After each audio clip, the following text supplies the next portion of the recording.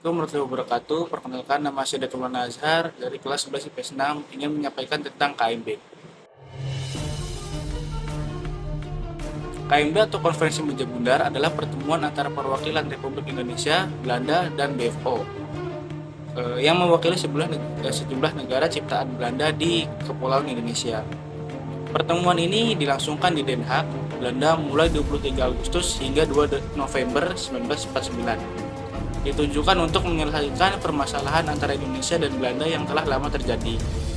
Walaupun Indonesia telah memproklamasikan kemerdekaannya pada tanggal 17 Agustus 1945, Belanda masih berupaya menguasai Indonesia. Sebelum KMB, tiga pertemuan tingkat tinggi antara Belanda dan Indonesia telah dilaksanakan sebagai upaya penyelesaian masalah. Adapun tiga pertemuan itu adalah yang pertama Perjanjian Linggarjati pada 1947, yang kedua ada Perjanjian Renville pada 1948, yang ketiga ada Perjanjian Roem-Royem pada 1949. Meski sudah melangsungkan tiga pertemuan, belum ada titik terang penyelesaian masalah antara Belanda dan Indonesia. Dalam konferensi Meja Bundar, Belanda bersedia untuk menyerahkan kedaulatan kepada negara Republik Indonesia Serikat. Pada 18 Desember 1948, Belanda melakukan agresi militer kedua terhadap Indonesia dan melanggar perjanjian Renville yang telah disepakati bersama. Sebelum Belanda melaksanakan agresi militer pertamanya sebagai bentuk pelanggaran perjanjian Linggarjati. Terlebih lagi, Belanda menangkap sejumlah pemimpin Indonesia termasuk Soekarno, Muhammad Hatta, Haji Agus Salim, dan beberapa menteri kabinet yang tengah bertugas di ibu kota sementara Yogyakarta. Pada 28 Januari 1949, Dewan Keamanan PBB menegur Belanda dan menuntut pengambilan seluruh petinggi RI beserta pemulihan pemerintahannya.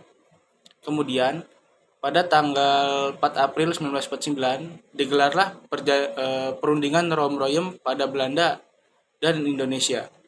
Perundingan ini berakhir pada 7 Mei 1949 dan menghasilkan beberapa kesepakatan, antara lain disetujuinya pelaksanaan KMB di Den Haag.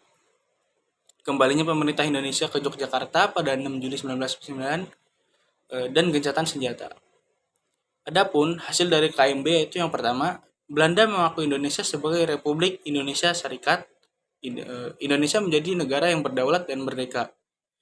Republik Indonesia Serikat sendiri terdiri dari 15 negara bagian yang dibentuk oleh Belanda. Yang kedua itu ada status Irian Barat diselesaikan dalam waktu 1 tahun setelah pengakuan kedaulatan. Yang ketiga dibentuknya Uni Indonesia dan Belanda. Yang keempat, RIS mengembalikan hak milik Belanda dan memberikan hak konsesi izin untuk perusahaan-perusahaan Belanda. Yang kelima, pengambil alihan utang Hindia Belanda oleh Republik Indonesia Serikat. Mungkin itu saja penjelasan mengenai konferensi Meja Bundar dari saya. Terima kasih. Wassalamualaikum warahmatullahi wabarakatuh.